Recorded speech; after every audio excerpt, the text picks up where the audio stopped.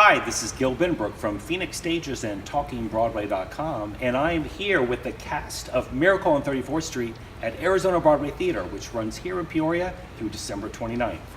So let's start talking about the show. First, obviously, this is a beloved classic holiday movie. Came out in 1947, has had a ton of remakes. But Melissa, for someone who's never seen the movie or has never seen the show, the musical adaptation of it, what would you tell them that the story's about? So I would say it's really about Susan Walker and her mother. And that's your role, Doris? That's my role, Doris. And it's, really about them coming to believe in this case, Santa Claus, but coming to believe in something during the holiday season. So it's good. And it's funny you say it because Believe, it's set in Macy's, yeah. And Believe has been Macy's slogan for such a long time. Right. Why do you think the story still resonates with so many people? Well, we want it to be real. We want this to happen. We want to believe. Yes, I want this. I thought the movie was a documentary when I was a little boy. It was on television, and so it had to be true. And it just lets us know that we can still have some of that childhood magic, even if we know how it's done. How difficult is it playing such an upbeat and always optimistic character?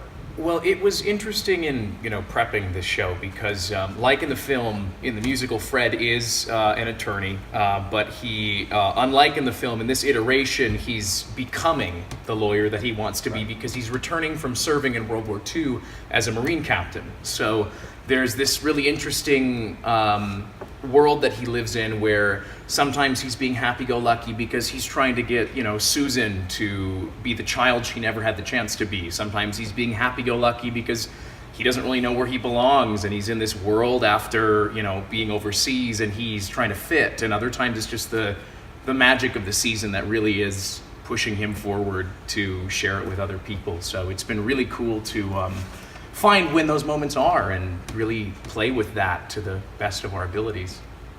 Was there anything that you learned during rehearsals of the show or that changed the way you played this person? Because she's not really the antagonist of the story, but she's very negative. Yeah.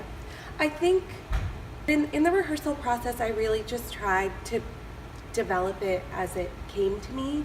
And, that she still has that hope deep down inside that it will all work out and that there is something there for her, but she's kind of suppressing it most of the time because she's been burned, which most of us in real life have had that experience. She doesn't want her daughter to feel the same kind of pain that she felt. So MJ, you play Kris Kringle, who gets hired by Doris to be Santa at Macy's. But you really believe that you are Santa Claus. Oh, sure does. So did you have any trepidation in playing such an iconic character? There's always a bit of nervousness about it, but fortunately, what's there for me is on the page, and it's not so much trying to imitate, but to emulate what had been done before. The dialogue isn't always quite the same as it was, but if you can hear your inner Edmund Gwenn talking, you can get an idea as to what the cadences should be like, because that's how our story is, and that is what people expect.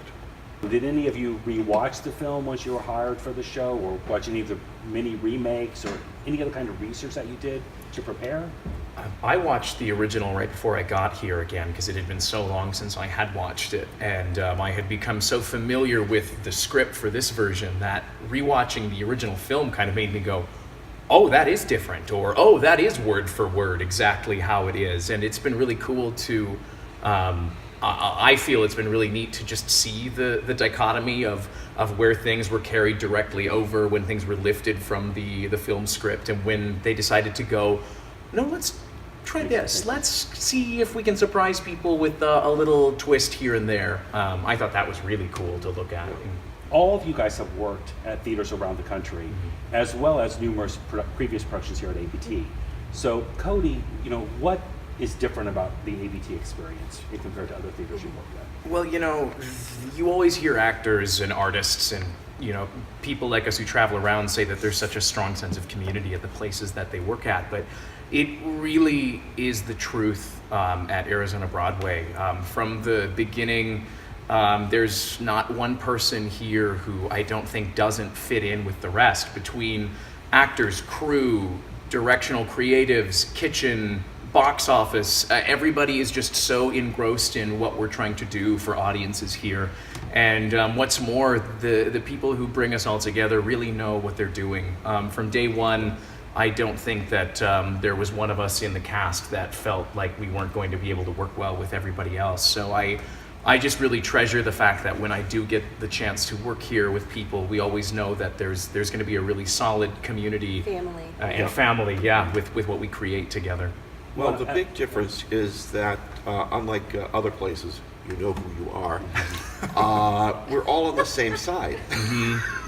It's not front of house, backstage, on stage. It's not the office people. It's Arizona Broadway Theatre, and we're all together on this, and everyone is doing everything for everyone else to make things work, and to make it so that all that any of us have to worry about is making sure we're on stage when we're supposed to be. That's all.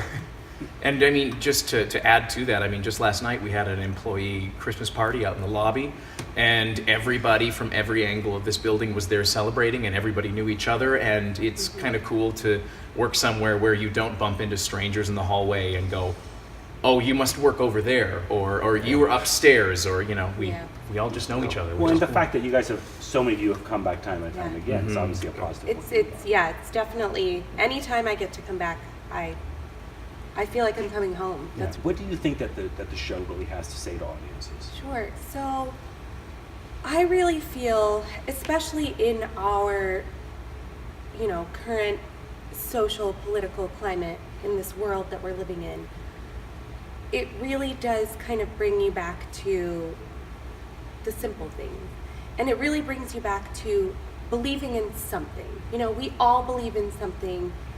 We may not agree on what that is, but we all believe in something, and I think that that's really the message of the story. It's really charming to watch all of the different characters in this show. I was thinking about this the other night, just the fact that you have Kris Kringle, who in this world of the musical is kind of a walking personification of good faith. And as he meets all of these strangers throughout the show, everybody has a moment of, oh my goodness, this is what I need to believe in. Whether it's watching little Susan Walker spend the entire show going, I think I want to believe in this, or moments of seeing someone like R.H. Macy, who's this tough, hard businessman, at the end of the show, suddenly in the courtroom scene, have this wonderful song about, you can claim whatever you want if you sing about it, and it's so fun just to see the different ways that he affects the people around him. All right, well, thanks, guys. Yeah, thank you. Miracle on 34th Street here at Arizona Broadway Theatre in Peoria through December 29th.